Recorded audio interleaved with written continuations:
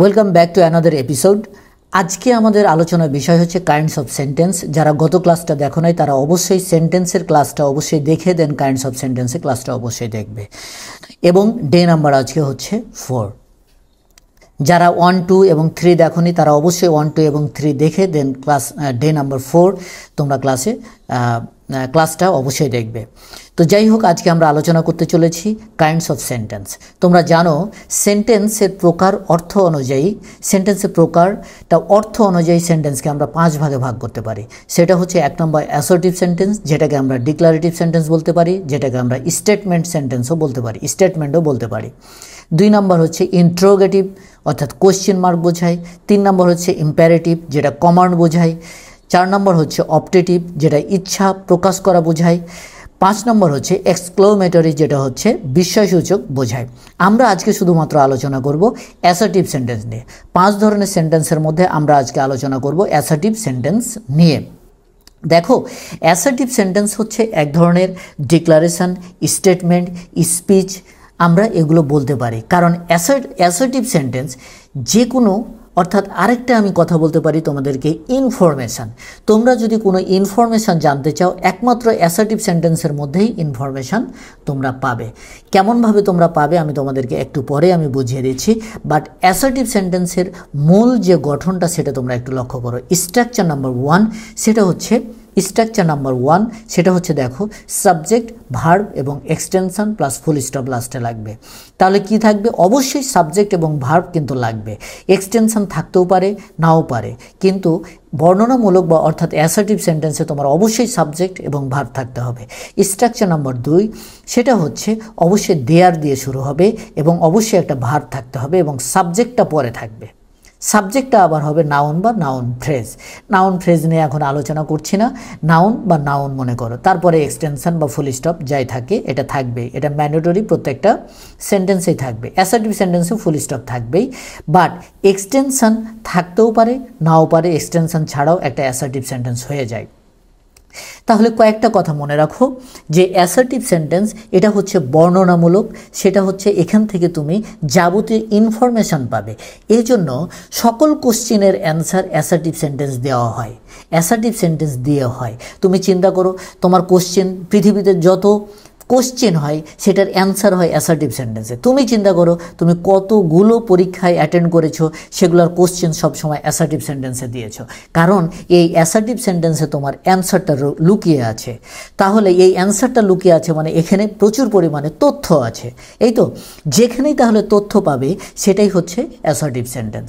তাহলে তোমাকে মৌলিক অ্যাসার্টিভ সেন্টেন্সের যে স্ট্রাকচার সেটা আমি প্রথমে তোমাকে 2টা ভাবে দেখে দিয়েছি। সেটা সাবজেক্ট দিয়ে শুরু হতে পারে আরেকটা হচ্ছে দেয়ার দিয়ে শুরু হতে পারে এবং সাবজেক্টটা পরে থাকতে পারে। ঠিক আছে।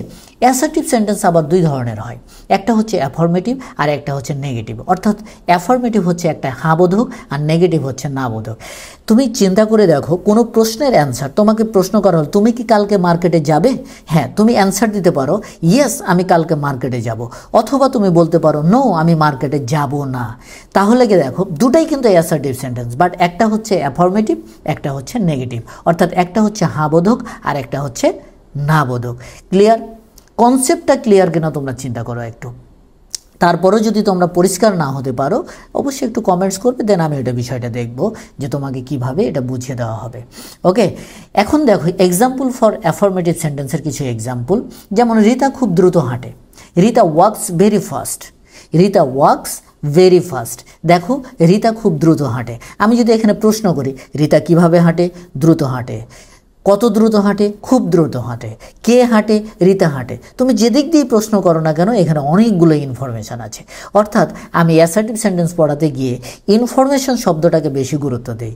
ডিক্লারেশান এবং অন্যান্য শব্দের চাইতে, স্টেটমেন্ট এই শব্দগুলোর চাইতে আমি ইনফরমেশান শব্দটাকে বেশি গুরুত্ব দিয়ে থাকি, কারণ এখানে প্রচুর পরিমাণ তথ্য থাকে, অর্থাৎ ইনফরমেশান থাকে। দেখো, he can read her mind, সে তার মন বুঝতে পারে। সে কার মন বুঝতে পারে? তার মন বুঝতে পারে। সে কি বুঝতে পারে? মন বুঝতে পারে। সে কে বুঝতে পারে? সে বুঝতে পারে। দেখো তুমি যেদিক দিয়েই প্রশ্ন করো না কেন এখানে প্রচুর পরিমাণে ইনফরমেশান রয়েছে। অর্থাৎ যে সেন্টেন্সগুলো তোমাকে ইনফরমেশান দেয়, প্রচুর পরিমাণে তথ্য দেয়, সেই সেন্টেন্সটাই হচ্ছে অ্যাসার্টিভ সেন্টেন্স। ওকে, দেন আমি আর একটু কয়েকটা তোমাদের এক্সাম্পল দিচ্ছি। সেটা হচ্ছে নেগেটিভ সেন্টেন্সে। দেখো, he does not get up in the morning, সে সকালে উঠে না। দেখো এখানেও প্রচুর পরিমাণে তথ্য আছে। সে সকালে উঠে না, কে সকালে উঠে না? সে সকালে উঠে না। সে কি কি কি করে না? সে সকালে উঠে না। দেখো, they are not attending the program, তারা কর্মসূচিতে অংশ নিচ্ছে না। তারা কোথায় অংশ নিচ্ছে না? তারা কর্মসূচিতে অংশ নিচ্ছে না। কে অংশ নিচ্ছে না? তারা দিচ্ছে না। তুমি যেদিক দিয়েই প্রশ্ন করো, দেখো ইনফরমেশনটাই তোমার উঠে আসবে। এই হচ্ছে অ্যাসার্টিভ সেন্টেন্স। অ্যাসার্টিভ সেন্টেন্সে তাহলে দুইটা ভাগ, একটা হচ্ছে অ্যাফার্মেটিভ সেন্টেন্স আর একটা হচ্ছে নেগেটিভ সেন্টেন্স। একটা হচ্ছে হ্যাঁ বোধক আর একটা হচ্ছে না বোধক। তোমরা এই জিনিসগুলো ভিডিও থেমে থেমে তোমরা এই সিটগুলো তোমরা কপি করে নিতে পারো। আর they are very lucky that's they are my students. I will provide, of course, these lecture sets. Okay, so I think they are very lucky that কিছু ইম্পর্টেন্ট আমি কথা বলবো। সেটা হচ্ছে নেগেটিভ সেন্টেন্সের ক্ষেত্রে অক্সিলারি ভার্বের সাথে নট বসাতে হয়।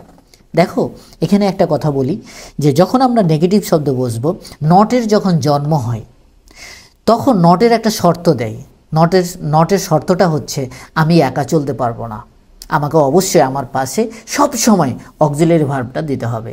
দ্যাটস হয় অক্সিলারি ভার্ব ছাড়া কখনো নট ব্যবহৃত হতে পারে না। যখনই তুমি নট ব্যবহার করবে তার আগে অবশ্যই অক্সিলারি ভার্ব লাগবে। দ্বিতীয় নম্বর ইম্পর্টেন্ট নোট হচ্ছে, বাক্যে অতিমাত্রায় জোর বা গুরুত্ব বোঝাতে অনেক সময় অ্যাসার্টিভ সেন্টেন্সের adjective plus subject plus be verb এভাবে গঠিত হয়। যেমন রাইট ইউ আর আর কারেক্ট ইউ আর। এটা অতিরিক্ত জোর বা গুরুত্ব বোঝাতে অনেক সময় স্ট্রাকচারটা এটা হতে পারে। তো এটা এখন তোমাদের নিয়ে মাথা খাটানোর প্রয়োজন নেই। তোমরা মূল যে জিনিসটা সেটা হচ্ছে এইটা, মূল হচ্ছে এই সেন্টেন্সটা। দেখো সাবজেক্ট ভার্ব এবং অবজেক্ট, সাবজেক্ট ভার্ব এবং অবজেক্ট, এটা হচ্ছে একটা সেন্টেন্সের মৌলিক গঠন। অ্যাসার্টিভ হচ্ছে সেই মৌলিক বাক্য। ঠিক আছে, আশা করি তোমরা কাইন্ডস অফ সেন্টেন্সের অ্যাসার্টিভ সেন্টেন্সটা বুঝতে পেরেছো। নেক্সট ডে 5-এ আমি অবশ্যই নিয়ে আসবো। দেন তারপরের ইন্ট্রোগেটিভ কোশ্চেন নিয়ে আমি আলোচনা করব। তো আশা করি তোমরা বুঝতে পেরেছো। ইউটিউব থেকে যারা দেখছো তারা অবশ্যই চ্যানেলটিকে সাবস্ক্রাইব করে দিবে আর আমার পাশেই থাকবে। অপেক্ষায় থেকো ডে 5-এর জন্য। ভালো থেকো, আল্লাহ হাফেজ।